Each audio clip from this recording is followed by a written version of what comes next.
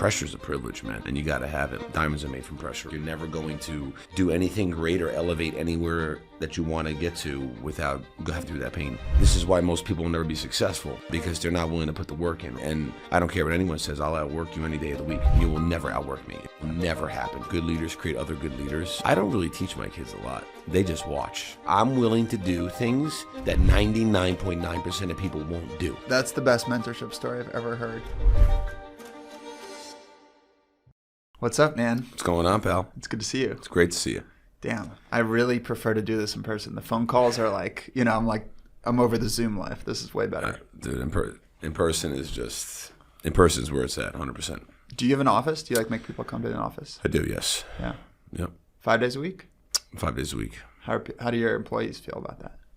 They love it. My culture is indescribable. So if you have a good culture and you got happy people, then you're going to win, I'm a big believer that people who are in their early 20s and want to work remote are really selling themselves short. They just don't.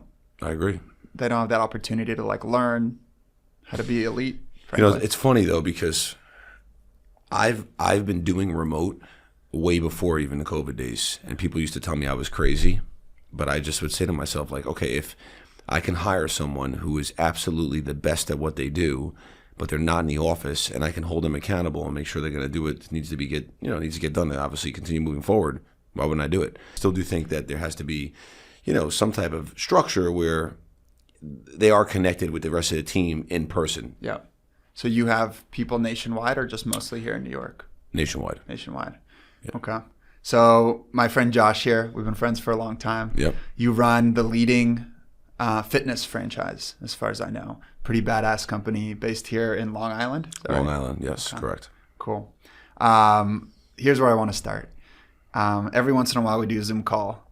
I see your background. Behind you is a wall with shelf space. Yep. There's a picture and there's a tire of a car that is pinned to the wall. Not a picture of a car tire, but a full-on car tire. That is correct. Can you tell us a little bit about that?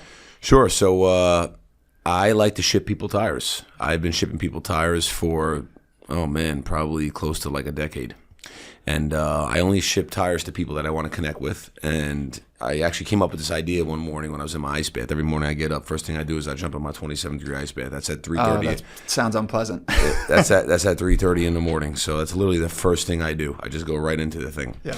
And I came up with this idea where I was like, man, I have this whole concept within my company.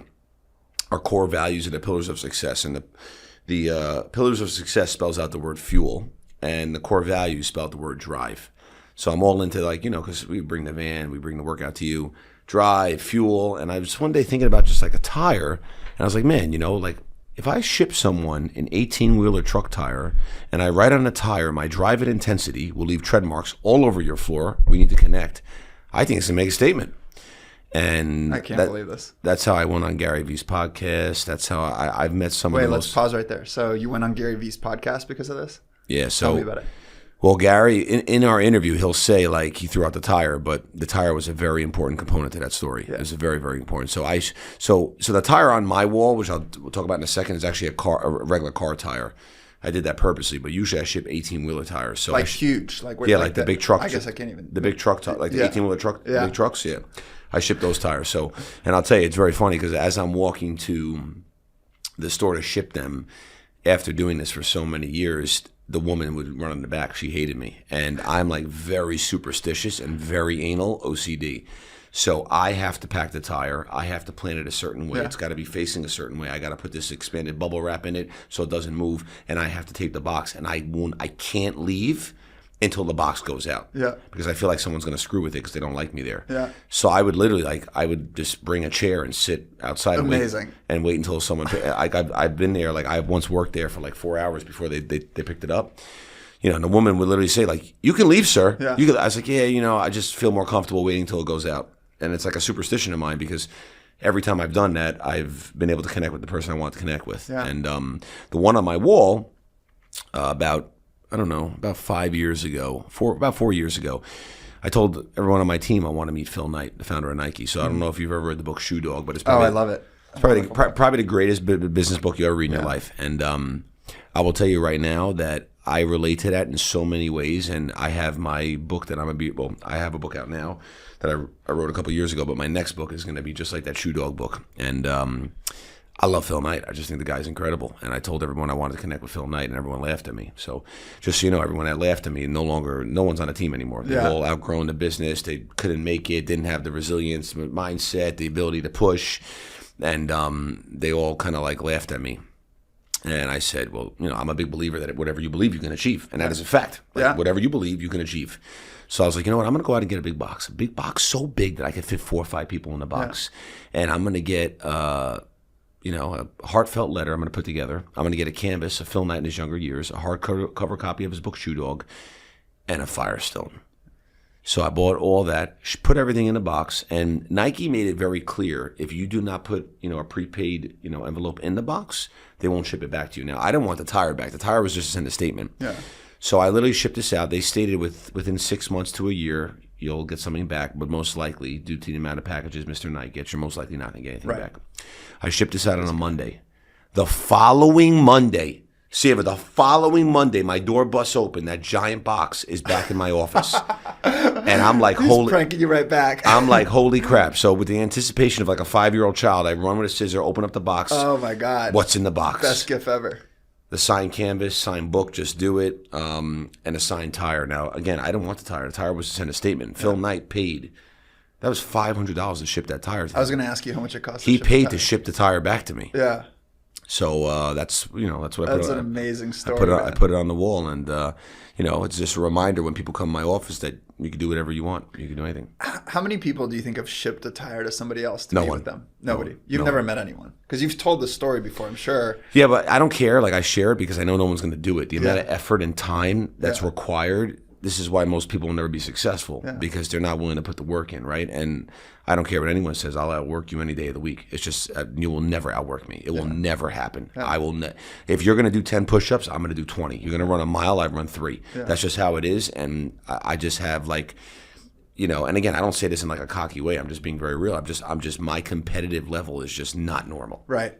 And I've noticed that about you. Like we'll have a conversation for an hour, and usually by minute 45, I'm just like, I'm tired. I'm starting to space out. But by the time I finish my sessions with you, like I'm ready to rip through a wall. I'm like, I need whatever Josh is drinking. What are you drinking? Are you drinking caffeine? No caffeine. I've never drinking caffeine ever. You're Coffee, just waking up nothing. with like just water, salt, my water, protein in my meals. I'm very healthy, balanced, and I work out. That's it. How did you become this person? Like, what is it? Like, did you come from an entrepreneurial family? Like, where do you get this drive from? So I'll tell you, it's kind of like a twofold. And again, I don't think like you have to necessarily become like myself to have gone through this, but pain breeds success. Okay, and I did not have a good life growing up. That's just and I don't really share it a lot, but it's the truth. I just did not have a good life growing up. Didn't have great parents. I don't even talk to my parents. It's like crazy, like, 'cause I have kids and like I would like die for my kids. Like I would go to the end of the world to do anything for my freaking kids. Like, but it's also taught me how to be a wonderful parent, and my kids love me to death. But all that pain that I've experienced at just such a young age, like things I was doing at a young age that most people have never probably experienced in their life, it just gave me the ability to have such a resilient mindset that's on like another level that most people can never obtain because of that. So I do attribute it to that. But I'm just very driven. Like I've always, I always like to be in control. That's also why I've never smoked a cigarette. I've never been high. I've never touched a drug in my life. I don't know. I guess just because I didn't have much and I had so much pain and I never was able to really experience great things, it just makes me driven. And I'm wired very differently than most people. Yeah.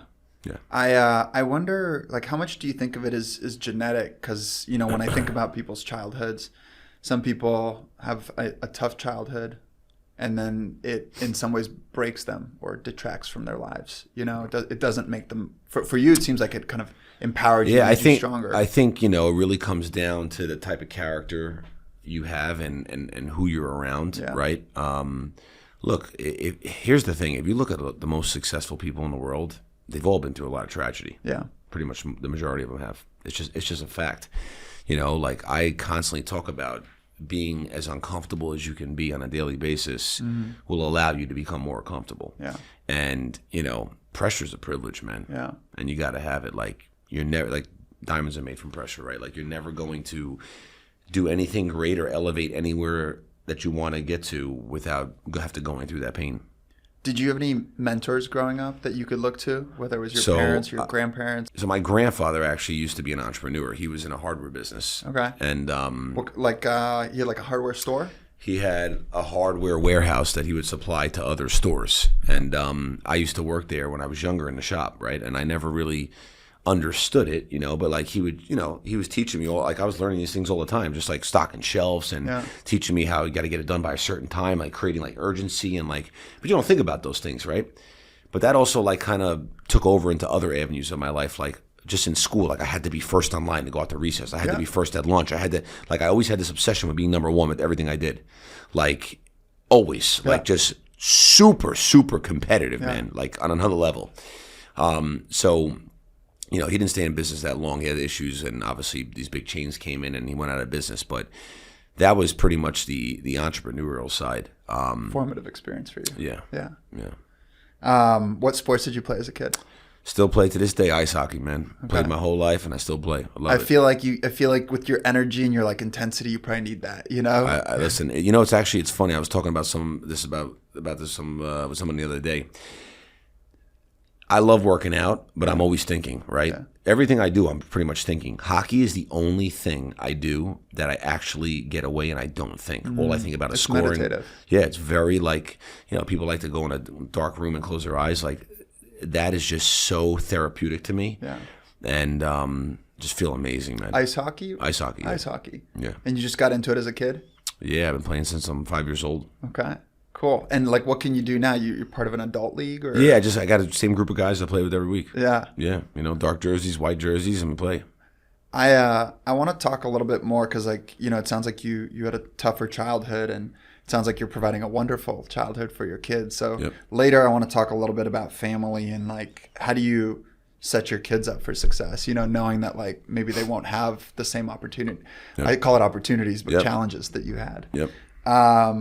Okay, so you're a kid. You grow up in New York and Long Island as well. Long Island, yep. And you're playing hockey. What is early career for you? Because today you're in the training business. You're in the athletic business. So the goal was to be a professional hockey player. That's always what I wanted really? to do. Yeah, and if I wasn't doing this, I'd be doing that 100%. Yeah. But that was always it. I've had more jobs than probably most people. I've worked everywhere, man. I'd work one place for a day, quit, go somewhere else, a couple days, quit. I could tell you, the list just goes on and on. Are you a good employee? No, horrible. Yeah, me neither. Horrible. I'm not. No, horrible. I can't. I can't follow rules. Yeah. It just it doesn't happen for me. But it's funny. I think about for me, the biggest challenge, I never had direction. Yeah. So I had to figure things out on my own. Yeah. So that's why I also bounced around a lot. And truth is, I used to be very depressed, around 17, 18 years old. All my friends are working, and I'm like bouncing around job to job. I didn't know what I wanted to do. Yeah. And I felt like a loser, I really didn't know what I wanted to do. And that's normal. People don't realize, you could be 30. You can even be 35 and still not know what you want to do. Yeah. And you still got plenty of time, right? Yeah. So I've noticed that I think when I was in my teens and then in my early 20s, I was like, either you're on the path and you know what you're doing, or you're a host. You're a loser. Yep. And now that I'm in my mid-30s, I've noticed that for a lot of those people it worked out. The people that I was like, I'm not sure if it's going to work out for them. And the real learning that I've had there is that if you stay away from alcohol, you stay away from drugs, you stay away from major addictions, it's going to work out. Yep. If you're in the U.S., you wake up, you're putting your best foot forward, you're doing the work. Yep. If you stay away from those three things, it's going to work out. 100%. Okay, so you try every job in the world. Everything. Did you become a personal trainer? Yeah, so I was always working out. And I love fitness, and I used to stare and watch these trainers. I'm like, this is the easiest job ever. Yeah. Hang out with people, get them results, make them look good, and you get paid for it. I was like, I'm going to do this. Yeah. So I got into it, and I just, started doing it. But over time, I'm like, man, this is crazy difficult. I can't do this when I'm 70 years old, and I need to make money when I'm sleeping. Yeah. So I just graduated college, and which I have my thoughts on. If I would have done it all over again, I would have never went to college. But graduated college, and I was like, all right, I guess say more about the college thing. I don't know. My thing was I would always be in these classes, and I'd be sitting there thinking how much this professor has in their bank account. Yeah. I used to just think about that all the time because I had this one professor who was probably the worst man ever in the world. He used to really hate me because this one girl in the class, and she was probably the most attractive girl in the class. Like, we were kind of like a thing, and he it was weird. He had like this weird thing about it. It was just weird. Yeah. And he always gave me a difficult time, always.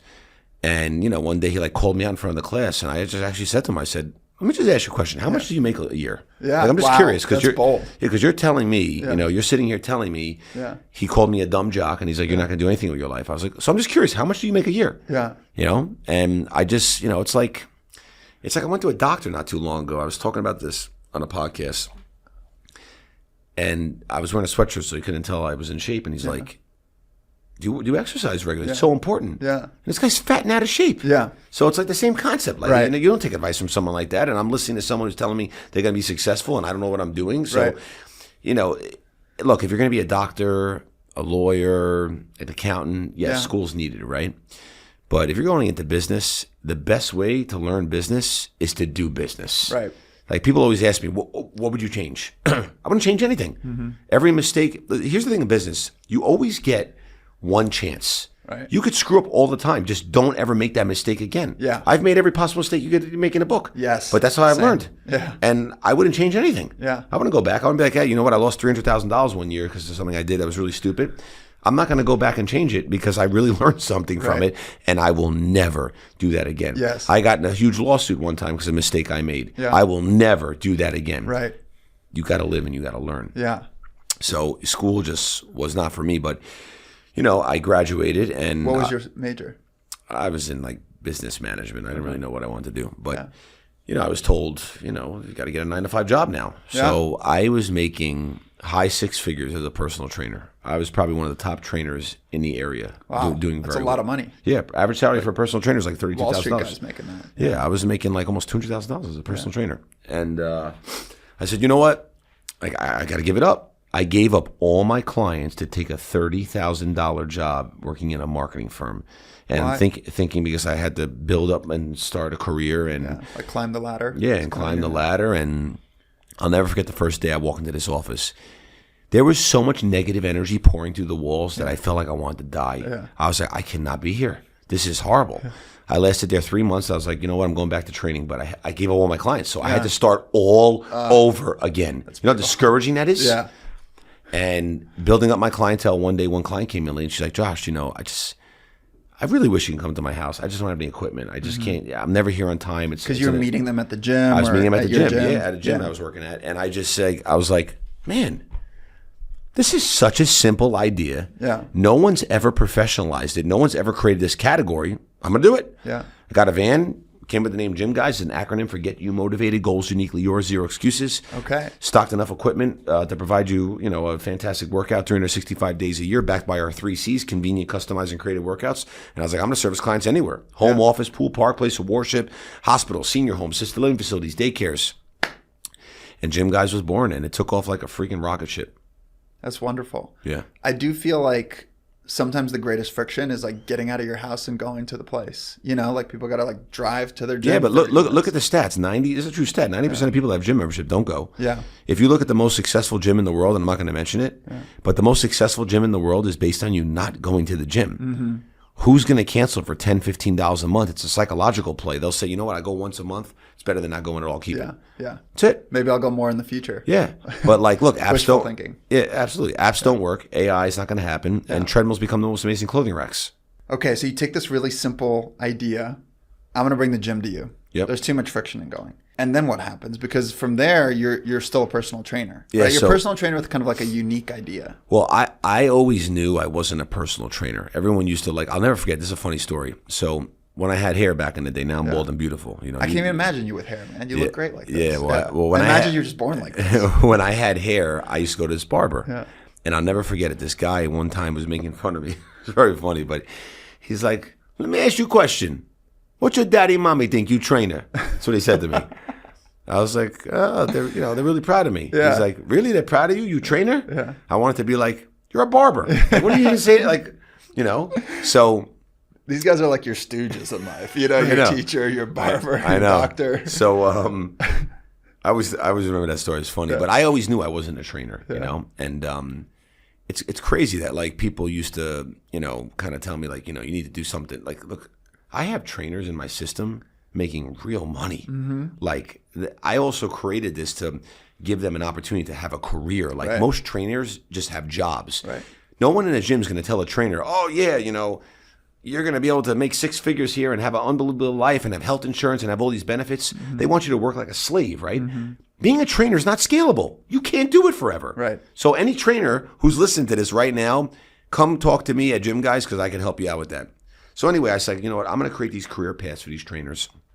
And that's what I've done. But yeah, so people used to like, you know, make fun of me all the time. And I knew it the whole time I wasn't a trainer. I knew, I saw the vision. I always had that vision in the back of my head, always. And I always saw it so clearly, like obsessively, like every day. And started chipping away and learning how to build a business. And then I got into different areas and I was always like curious. Yeah. Like even today, like I'm so freaking, like I'm just like nuts when it comes to like, I want to learn something. Like I will listen, I will ask 10 people and I will, you know, absorb that information. And dude, over the years, I've been mentored by the best in the world, man. Like Fred DeLuca, the founder of Subway, may rest in peace. He's mentored me. I can go down the list of all the people who run multi-billion-dollar companies who are friends of mine, who I have in my pocket, who I could text right now, call. And that's all because I go out hunting and I find them. Yeah. I don't take no for an answer. Okay, let's talk about the Subway guy. So you're a go-getter. You're building a business. Or you're a personal trainer at the time. Like, how do you get in contact with a guy? Like, yeah, there's like a million people out there that have ideas, and they just don't have the mentors, you know? So people like to say think outside the box. Yeah. I like to say think like there's no box. Yeah.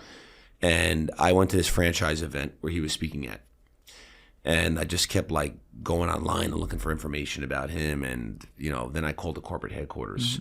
And I came up with this whole story, this crazy. It was not even real, the whole story. I came up with this whole story, and someone kind of bought into it and was telling me. You know, I told him I was doing a school report, and I needed some information on habits, weird habits. Yeah. And one of the weird habits was he'd like to show up early to keynotes that morning to just do a walkthrough, super early in the morning. He was only an early morning guy. So I was like, oh, okay, great. And I put that in the back of my head. I was like, all right, I got an idea. So I went to this show, and while everyone's sitting in all these seminars, listening to all these people that that are not billionaires, I was like, okay, I need to figure out how I can find the maintenance guy for this convention center. And you're probably thinking, like, why is Josh... Like a janitor? Yeah, like you're probably thinking, like, why is Josh saying this to me? So this convention center, as I came in, like people like would rob a house. Like I'm casing this convention center to figure it all out. It had those push doors, right? Yeah. And you need that little key that pops the door to lock the doors. Yes. And I needed that key because I wanted to lock. There was like, dude, you're talking hundreds of doors. I wanted to lock every single door and only leave one door open on that side. And my plan was to sit there all night until he comes in the morning. This is insane. I love this. Yeah. Keep going. So I have a very high level of emotional intelligence, and I just know people. I know how to connect with people. I got great relationships with people. And I found this maintenance guy, and we started talking, and the next thing I said, I got to run out. I don't even eat McDonald's. I was like, I'm going to go pick up some McDonald's. What do you want? I got you. What do you want? Yeah. He's like, oh, my man. He's like, give me a double cheeseburger, fries. I was like, don't worry, I got you, buddy. Yeah. So I came back. I was like, I even got you the apple pie. He's like, oh, that's so nice of you. Yeah. So we're talking. I was like, I'm sorry, man. I had to eat. I didn't even eat the burger. McDonald's, I don't eat it. But so we're just hanging out talking, and I was like, let me ask you a question. I was like, you got that key to pop the doors? I want to try something. Yeah. He's like, yeah, sure. So he gave me the key. No way. And then I distracted him, and he forgot about it. I locked every single door. No, you didn't. Locked every single door. Less or more than 10 doors? Oh, dude, you're talking about almost 100 doors. Okay, so you're like running around the circle of this auditorium. Yeah, I literally just walked around. Yeah. I did this late night. Yeah. This is wild. Yeah, and I locked every single door. Yeah. Put a seat right in front of this one door, and I just pretty much stayed up all night. Like not for them. I knew he wasn't going to come, at 3 in the morning. So I was like kind of just sleeping, and then 5 in the morning, boom, there he is, dude. No. And I'm like, holy crap. I was like, Fred, how you doing? My name's Josh York. How are you? You're not going to believe what I did. So I shared the whole story with him. You tell him what you did. And he's like, oh my God. You're special. Yeah. That's what he said to me. Yeah. And he didn't mean it like in like a funny way. He means like he was saying like you're special. Like No. you got something that most people don't have. Well, there's a decision there. Either you're special or he's getting a restraining order. You know? So I said, listen, I really wanted to meet you. Yeah. I'd love to like, I have some, like, I think it's really weird when you go up to someone like, hello, Sieva, can you be my mentor? Yeah. No, listen, if you have a list of questions and you're talking to someone and they're giving you answers, you're being mentored. Yeah. And I already had a whole list of questions. Yeah. Like, I mean, very intentional, detailed questions that I wanted to ask him.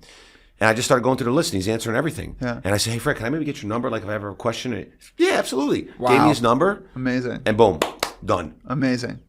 But, like, are you willing to do that?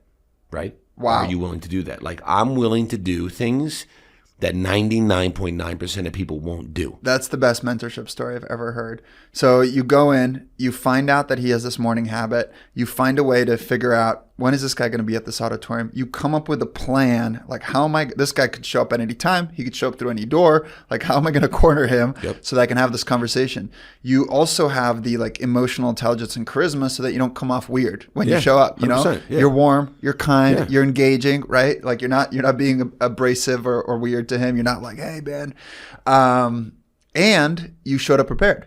You showed 100%. Up with real questions. You have a real business. You're not just like a guy who's kind of like, oh, I'm thinking about business. Like you're doing it every single day. So I'm sure he recognizes that these questions, these are like real valuable questions. They're not like, oh, how do I get into entrepreneurship? You know, okay. So at that point, did you know you wanted to start a franchisor business? From day one. Okay. From day one. I already was approved for franchising when I met him. So I had one franchise owner at the time. I literally just got approved. Do you remember what are some things that you learned from him about the business? Oh my God. I'll never forget one thing he said to me, and it stuck with me forever. He said, and I was doubting him. Like I was like, this guy's crazy. He doesn't know what he's talking about. He said, I want you to go back after this convention to your team. I want you to just take a good look at everybody. They're all going to be gone in 5 years. If one stays, you'd be very lucky. Mm-hmm. And I'm like thinking in my head, this one's never leaving. Are you crazy? She's a ride or die. Yeah. They're all gone. Yeah. Every single one of them. One of them lasted, and I just celebrated her 10-year anniversary the other day, last week. He said to me, there's certain people in your life that can stay with you at a certain point, but they'll never be able to take you to 1 million, to 10 million, to 100 million, to $1 billion. They'll never be able to do that because most people can't handle it, and you're going to need to upgrade your people. So, that's probably my best advice I can give you, he said to me. And I was like, okay. And I was like thinking, the whole time I said that, I was like, this guy doesn't know what the hell he's talking about. Yeah, I have great people. I have the best people in the world right now. Yeah. But like, when you're inexperienced and you don't know, and someone else knows, like, wow, and that was probably one of the best pieces of advice. But he helped me a lot with just understanding how to scale, putting systems in place, coming up with core values, how to drive a good culture, how to really grow well in franchising. And one thing he did say, which was a little discouraging to me because, I had no money, right? Like I've built a company bootstrapped. Like I could tell you horror pain stories that would literally make your stomach turn inside out of things I've done. Like not to be inappropriate. I've heard some of these stories and they do make my stomach turn. Yeah. But I got balls bigger than church bells. Yeah. And nothing scares me. I can hear them ringing right now. And yeah, there you go. Ding, ding, ding. And there's no plan B. Like I am absolutely fearless. Like I am all in and I will never lose. Yeah. But some days I fear, by the way. I'm an entrepreneur too. I fear. And then I talk to you and it removes my fear. Yeah. It's an incredible thing. It's just an incredible gift that you have. Well, I'm glad I can help you with that. But he said to me, you better make sure you're going to get money or you'll never last more than 5 years, he said to me. And that used to make me very anxious. What does that mean, get money? Like grow your business? Raise money, get some funding, get some money behind you, get some funding. Because, I told him, I was like, I'm going to be the largest fitness brand in the world. Mm-hmm. He's like, I love it. He's like, you're going to do it, definitely. But you got to get money, you'll never make it. Yeah. But like I can't tell you how many times I've had my back against the wall where the walls are closing in. Yeah. Let me tell you something. The man upstairs always delivers as long as you believe, as long as you figure it out. And I will tell you, there is always a way. There is always a way. Yeah. You just got to figure it out. Yeah, that's the story how I met him. So you meet this guy, this incredible founder of one of the biggest franchises in the world. You know that you're going to build a franchise. I don't know if it was before or after. How do you get your first coach in? How do you set up those systems? Like, how did you start that? How did you go from just being, I'm a personal trainer to I'm a business? I'm a great storyteller, man. I got great stories. And I feel like, I feel like this happens to me for a reason, but I'll tell you how I sold my first franchise because it's the craziest story ever. Tell me. I just got approved for franchising, and I didn't take off literally in 8 years. Yeah. Like I haven't taken a vacation, nothing. And my soon-to-be parents now, my wife's pregnant. And she's like, Josh, I'd love to go to Cabo right before, we have our first child. Can we go to Cabo? And I was like, I don't know. It's right around Christmas time now. Like, just got approved. Like, 2024, we're starting, and we're going to be franchising. So I was like, all right, we'll go. Went to Cabo. It's a great place. And the whole time, all I'm thinking about, how the hell am I going to sell my first franchise? If you look at the stats, there's over like 4,700 franchises.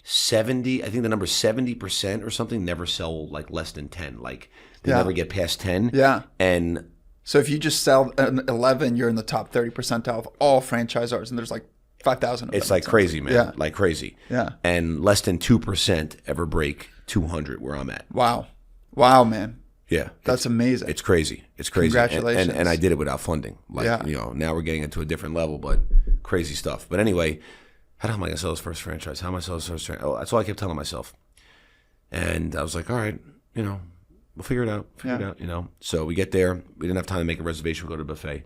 So we get some food, and I go to the dessert line. I love my sweets, man, and I love fudgy, gooey brownies. I don't know where it goes, man. You have a perfect body. So I'm loading up this plate with brownies. Yeah. I mean like literally 50 brownies. Yeah. And I'm walking back to my table. This guy comes up to me. He's like, the hell are you doing with all those brownies? I was like, I'm going to eat them all. Yeah. So, we start talking. What do you do for a living? And I start telling him about the franchise. And it's like, man, my son would love this. Yeah. Hold on, let me FaceTime my son. So he's FaceTiming his son. This guy Sam gets on the phone. Yeah. I'm talking to Sam. We hit it off. Athletic guy, like Athletic guy. type. He was at the time he was working at ESPN. Yeah. Miserable with his job, and I'm like, oh my god, this is like now I'm like feeling in my stomach. Like, this is the guy. Yeah. I'm going to sell my franchise to him. Like I just felt it. Yeah. 2 weeks after the trip, we come back during a blizzard. I was paranoid that they were going to cancel. Like I told you, dude, I don't make any excuses. In a normal trip that would have took me probably 45 minutes, took me 4 hours. I drove into the middle of New Jersey during a blizzard, and we closed the deal, and I sold my first franchise in person. Sam. In person, Shook his hand over a plate took a check. over a plate of brownies. Hell yeah! Then I pitched that story, which at the time cost almost $5,000 for a full page story in Entrepreneur. Yeah, I pitched it to them. They did it for free and sold my next 3 and just took off like crazy. Amazing. Yep. So you randomly run into a guy at a buffet line. You sell him and his son your first franchise. Keep in mind, this guy's very successful. Yeah, and the dad is very successful. Very successful, and he's like, honestly, I didn't care about anything you had to say. I was just like, this guy is going places. I just know it. I believe in him, and he put and they put all the money in me. They invested in me. Yeah. And today that guy runs a multi-million-dollar. He is very, very successful. Amazing. Very successful. I love to hear that. What's kind of the target? Somebody comes in and signs up for a franchise with you. What do you say their path can be at? And I know there's a huge variance, right? Because you got to do the work. You're being an entrepreneur. People think you buy a franchise and you're going to become a multimillionaire. Right. Like this fairy dust comes down from the sky. Right. If you're not consistent, disciplined, put into work every single day, and never ever quit, and never play victim, you're never going anywhere. Right. That's a fact. You got to follow the system. You got to spend money if you want to make money. And that's really what it comes down to. But I have owners, doing really, really well. And you got to remember, in my business, we have low expenses and we have lots of recurring revenue. And I have margins between 50 and 70% in some scenarios. Am I saying everyone's going to do that? No. Am I putting an earnings claim out there? Absolutely not. Yeah. But that's the great thing about our business model. Plus, many businesses don't get a lot of repeat business. Right? You might have a customer once, you might not get them for 6 months, a year, 2 years. I went and got my sandwich and that was it. Yeah. We have clients training and stretching 2 to 7 days a week. Some businesses are using our services 7, 8 hours a day, 5, 6 days a week. Right. You have consistent cash flow coming in, and our LTV, which is lifetime value of a client, is also very, very high, but you've got to provide exceptional service. Right. Our net promoter score has never dropped below a 90 in the history of a company, ever. That's amazing. Ever. And for those of you who don't know that, the Net Promoter Score is a score rated by the consumer. Anything over 50 is considered world class. Like Ritz-Carlton 74, Costco 69. Telecom companies famously are negative. They're like negative 30. Yeah. So you're plus 90. We've never dropped below a 90 in the history of the company. Yeah. Because I'm obsessed with the client. Obsessed. That's amazing. How do you keep up that obsession as you grow? So you said you have over 200 franchisees, it sounds like. We have we're touching on 200 locations. We have 200 locations. 65 franchise owners, most of them own multiple locations. So you have 200 locations and you care deeply about the customer. Yes. But now you're like abstracted, right? You're like a couple layers away from that, from like Mrs. Becky, who's actually like training buying the service. And systems, dude. Yeah. You got to train. You got to continue. Just like, look, if an athlete's not doing well and not performing, what's happening? They're getting sent somewhere for some kind of conditioning stint. Yeah. Same things in business. You got to consistently condition every single day. Yeah. You got to always be growing. Yeah. Right. Like I like every day I'm reading something. Like, usually every morning I read like 10, 15 pages of something. Yeah. I want to keep getting smarter and smarter every day. Do I have all the answers? Hell no. But that's also why I like franchising, because you build a community. Just like I can learn from you, you can learn from me. Same rules apply in franchising, right? Some of the greatest franchise brands have built, like McDonald's, the Dollar Menu, the M&M McFlurry. Those ideas all came from franchise owners. Yeah. So franchising is a very powerful tool, but don't get it twisted. If you do not put the work in, if you do not follow the system, and do not work, you will not make money. Yeah. That's it. Yeah. And that's in any business. I got a friend of mine who owns a very successful food franchise. He's number one in the company, one of the largest in the world. Mm-hmm. And I already knew this, but I wanted to ask him. I said, let me ask you a question, man. His name's Joe. I said, Joe, what makes you number one out of like thousands of stores? Let me tell you, Josh. He said, my lines are out the door all the time, but you know what I do? I cut up samples, I smile, I give them out. Yeah. When people have to drive through, I let them taste things that aren't top selling items, and then I sell those top selling items. I go to businesses, I give out little samples during lunch. They start catering from us. Yeah. He's going above and beyond. Yeah, he's hustling. As I call you, OTC, you own the community. I always say digital. Own the community. OTC. OTC. I always say digital is the icing on the cake. Yeah. You want to really get out there, you own that market, man. Yeah.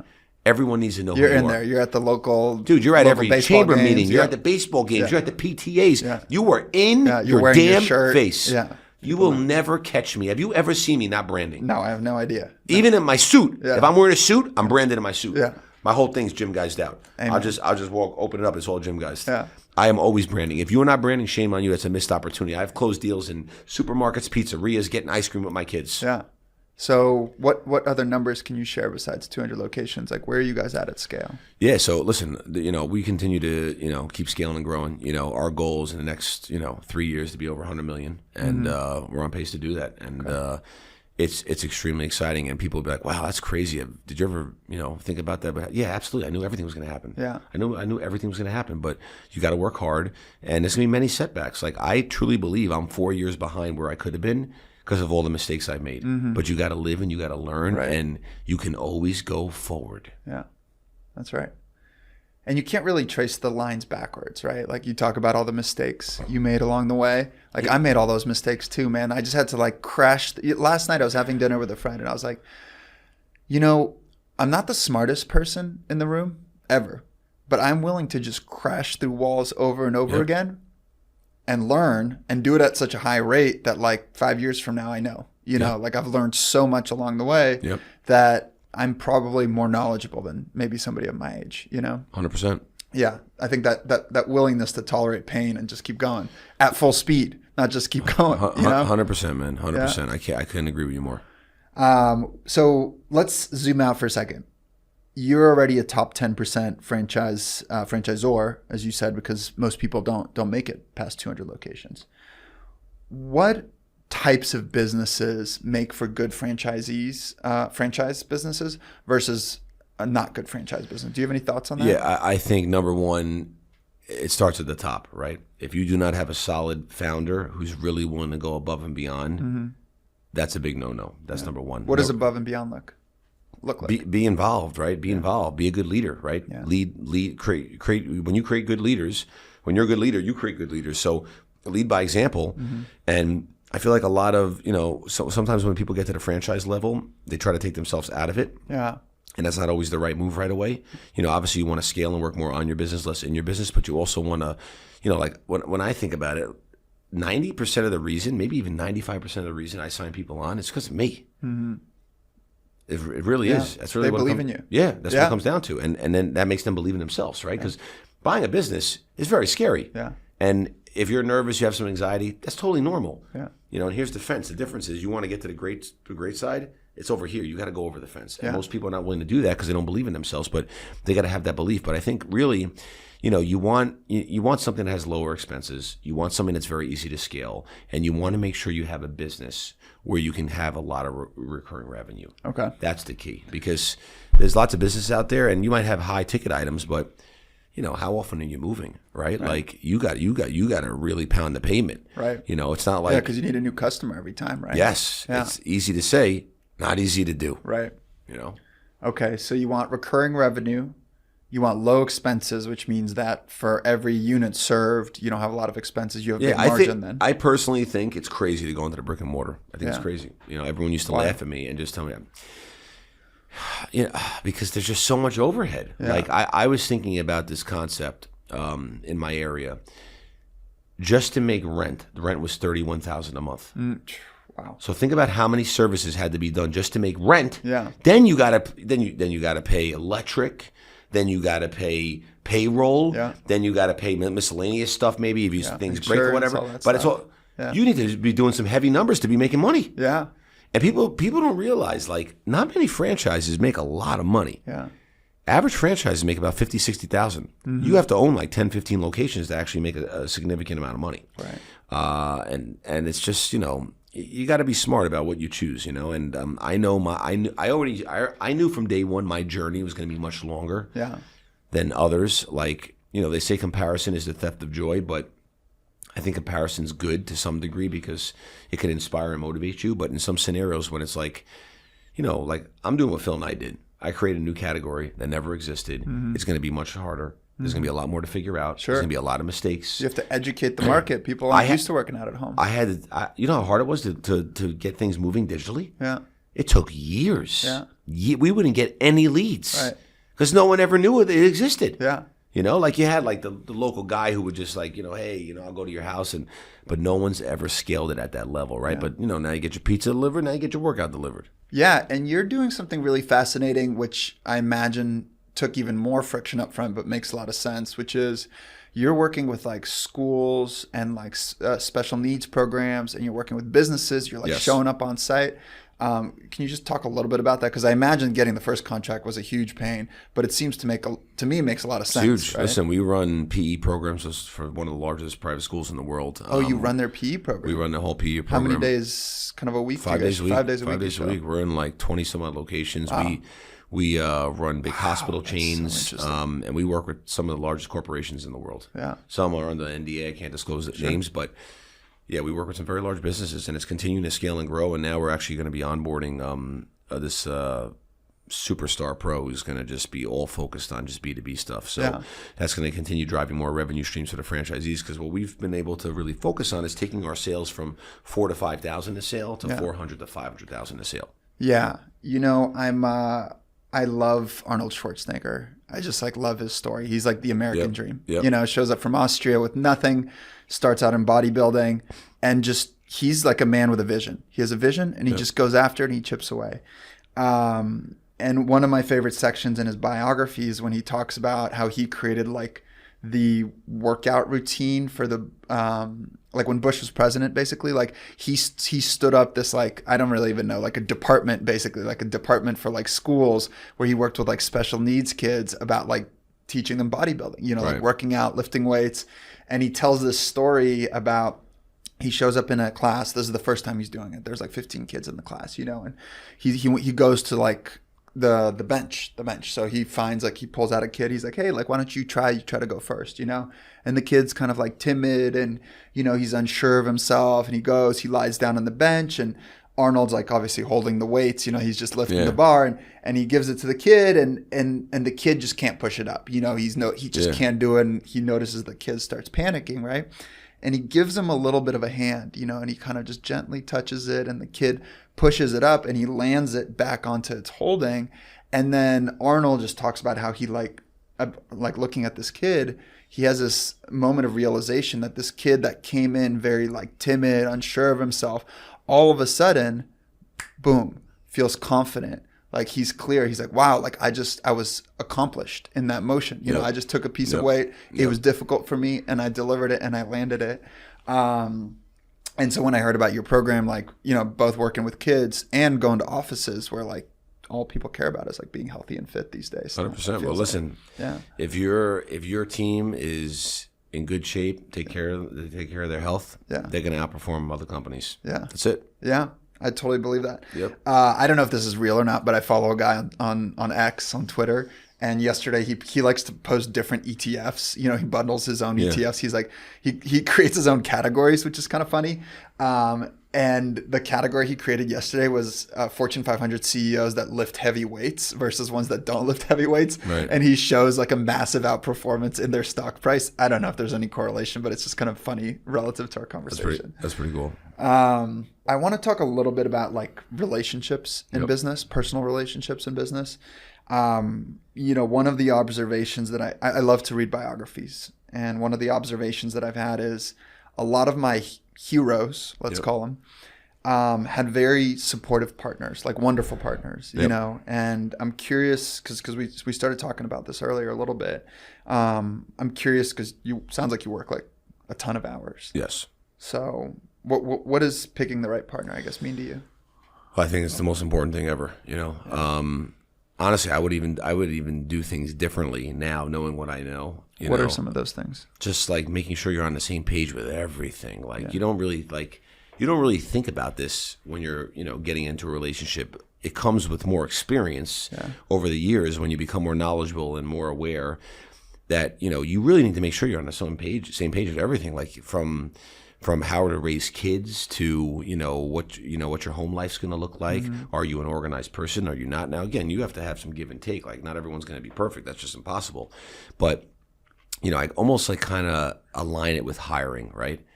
I will only hire happy people. And I always say you can always train skill. You can never train a good attitude. Yeah. And, you know, that's why I have an incredible culture within my company. And that's very important to me. Same rules apply with finding a partner. They got to be on the same page and they got to be understanding, you know. Being in business is, as I like to say, easy to say, not easy to do. And it comes with a lot of sacrifice. And, you know, I am probably the most present father ever. Like I am always present, but there are some times I might miss something or I miss a game. But if I'm there 95% of the time, I consider that really, really, really good. Yeah. And I want to be there and I'm locked in. But like you also got to understand, like there is no such thing as a work-life balance. There is no such thing. When people say, oh, you got to work-life, there is no such thing. You make the balance. That's it. It's also a reason why I wake up at 3:29 to go work out and take care of myself because everyone's still sleeping. 3:29 a.m. you wake up? Every single with day. With an alarm? Usually I wake up without it. Wow. But sometimes it goes off. But yeah, 3:29. And then you go work out? I jump in the ice bath, then I warm up, have a little something to eat, and I go work out. And the reason, because people ask, why not 3:30? Why 3:29? Because 3:30 is something that normal people would do. 3:29 is not, and normal doesn't work. That's how I look at it. So it sounds like you almost create like psychological mechanisms for yourself to be like, I'm gonna one out somebody else. Correct. Yeah. Okay. That's really, really interesting. So in your early days with your partner, when you're dating your now wife, did you tell her that you're gonna work crazy hours?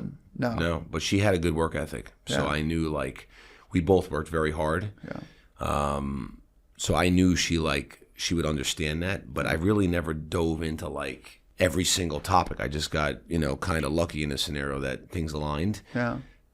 But knowing what I know now, like you got to really be on the same page, like with everything. You would have those conversations. You're saying? Oh yeah, yeah. 100%. You would sit and just write out like, here's my quirks, here's how I think about work. Yeah, 100%. Yeah, 100%. Because I think about it, if one of you like to drink and the other don't, and someone gets pissed that you don't drink, that'd be a problem. Yeah, you know, like my wife doesn't drink, I don't drink either, so it's good. Yeah, but like I got lucky there. Yeah, but like if I didn't, you got to ask. Yeah, if you don't ask, you're gonna have problems. Yeah. You know you just made me remember. I used to live in a building with a doorman in San Francisco. Right. I was really close with the doorman. We were just real good buds. And I started telling him that I'm dating this girl that I really like. You know, she's really special. My now wife. And he said, oh, great. Like, you guys going to move in together? And I was like, yeah, I'm going to move in together. And this guy had been married. He's separated from his wife now. And he said, man, you know what you got to do? I remember this was like 11 p.m. on like a Friday. I'd just come home from a dinner or something. He just cornered me. He's like, man, what you got to do? This guy was very opinionated.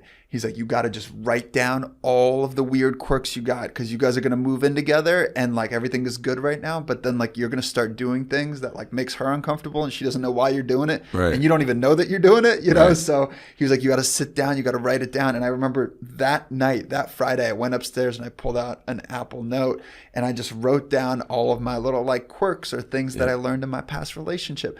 And I emailed it to her and we've been dating. We'd been dating for like 4 months at the time. You know, she's like, this guy's crazy. He's like emailing me at 2 a.m, you know? But it was really powerful. Yeah. You just reminded me that I did that. Listen, that's crazy. You got to put it out there. And, you know, if someone's got a problem with it, they're not right for you. Yeah. Yep. Yeah. She looked up bullet point number 32 of mine. She's like, man, this guy's insane. I can't do this, you know? I also don't drink. So I think if I was with a partner that drank a lot, I think that'd probably be a problem for me. 100%. Work ethic is another thing. Like I work a lot. Yep. I remember telling my partner this, like work's really important to me. It's not everything. I don't have kids yet, but when I have kids, I want to be like you. I want to be present, you know? But other than that, like work is a big part of my life. 100%. How do you, like while we're talking about family, how do you gift to your kids? How do you set them up for success, I guess? You know, given the things that you had to go through as a kid, and it doesn't sound like they have to do any of that, right? It sounds like they probably live a wonderful life. So I have core values in my house, and my kids, I brainwash them. They know when I would literally say to them, what do we not do? They said we don't quit. Yeah. Like I have them brainwashed, man. Yeah. My kids don't play games. You have like written values. Yeah, they're on my fridge. I have 3 of them. I place them all over the fridge and they look at them all. You know, it's like, you know, we never quit. We always finish what we start. We do the work. We be honest. We have integrity. Do the right thing. Failure's your friend. Like a whole list of things. Amazing. I love this. But I take my kids to my building all the time. I let them manage the vending machine so they understand, you know, and I will like, you know, on Sunday, my oldest came with me. We had to fill everything, and he's such a worker, man. He's just like, both of my boys are just workers because they see what I do, right? Yeah. Here's the thing. Just like I said earlier, good leaders create other good leaders. Yeah. I don't really teach my kids a lot. Yeah. They just watch. Yeah. They know daddy gets up every morning and jumps in the ice bath, right? Yeah. Then my wife was yelling a couple weeks ago. She's like, Josh, get over here. This is crazy. Yeah. My kids are literally in the bathtub throwing ice cubes in a cold water bathtub, sitting in the bathtub because that's what daddy does. You got to be like daddy. But they're tough and they're resilient, you know. And you know, when my son was helping with the vending machine, you know, I let him keep all the money that was in there. I was actually, you know, it's for the day for your hard work. So he's like managing the vending machine business. I let both of my boys manage it. I let them tell me, you know, what's low, when do we need to get new snacks? Because in my building, you know, I have a bank in there, one of my tenants. So, you know, lots of people use the vending machines. So I let them do that, and you know, I'm always talking to them about money. I'm always teaching them. I'm always explaining, like, Daddy's doing a keynote. Daddy just got paid a lot of money. You know, why do you think I got paid a lot of money? Mm-hmm. And you know, my little guy's always like, 'cause Daddy's number one. Because I always tell him we're number one. You know, but you know, I will recite these things over and over and over again. Yeah. I will let them know that they're the most handsome guys in the world. I will let them know how smart they are. I will let them know that, you know, not everyone's going to always be nice, but you be nice, right? It pays nothing to be nice. You know, you always be nice. I'll tell them, you know, I just always constantly drill these things in their head. Yeah. And then they see it, right, in my intensity, and you know, and then I got my kids obsessed with like steps, right? Like every day, I get about 40,000 steps a day. I'm like moving all the time. That's a lot of steps. Like you see, sometimes I'm on a treadmill when I'm on the phone. I'm always moving. Yeah. You know, my oldest is like, oh, Dad, I got 20,000 today. Why? He's got like a tracker or something? No, I got to get him one, but he'll use his phone and hold his phone all the time, and have you know, it's close to accurate, but. Yeah. You just got to lead by example. Yeah, that's it. You don't really have to say much. Like, you know, it's like they see that Daddy takes out the garbage on you know, Tuesdays and Thursdays and Sundays. They, after a while, they're like, oh, I got to go. Garbage goes out tonight. That's it. Yeah. But like, I don't ever slack. Like, I am literally boom. Yeah. Right. They're the same way because they see what I do. Right. Right. And like, you know, one morning I was so tired and I came home. My oldest was like, man, you look so tired, Daddy. Why don't you not go to the gym? I said, buddy, those are the most important days. Mm-hmm. We don't make excuses, right? And he's like, right. That's it. So you're saying you should stay home, you should rest. You look tired. Yeah. And you said no. I said, no, you don't make excuses. And these are the most important days. These are the days champions are made. Yeah. That's it, you know? And like my kids, you know, like losing sports, you know, and they're crying. They're very upset. Yeah. and they give out this participation trophy. And I just, when we got back in the car, I said, listen, guys, I know it's cool we got this little medal, but I want to explain something to you. Yeah. There's no such thing as second place. Yeah. Number one is the only number one, right? You're going to lose a lot, and you're going to learn. Like, let's talk about it. What did you learn from losing this game, right? Like, this guy should have played better defense. This one should have passed more. But you will win. I'm telling you, you will win. And they ended up both winning, and they were like, and I was like, how good does it feel? And they were so excited, you know? But, like, that's life, right? But you have to lead by example, and you have to demonstrate, right? It's like sometimes people reach out to me, and they'll ask me advice, like, can you help me out? I'm having trouble with my kids. I got this message on Instagram, I'm trying to, get my kids on the right path. And I just said, listen, I looked at their profile. I was like, no disrespect for you, but would you take advice from yourself? Yeah. Honestly, just answer the question. Yeah. And I know the answer is no. Yeah. I said, fix yourself first, and the rest will fall in place. Yeah. Amen. That's it. Amen. Man, this was wonderful. Yeah, it was great. I appreciate you doing this with me, Josh. So yeah, thanks for having me, man. You're a good awesome. friend, man. I'm excited to see what you do with this business. I'm excited to just be with you, dude. Appreciate it, man. Thanks. Thank you, brother. Thanks, man.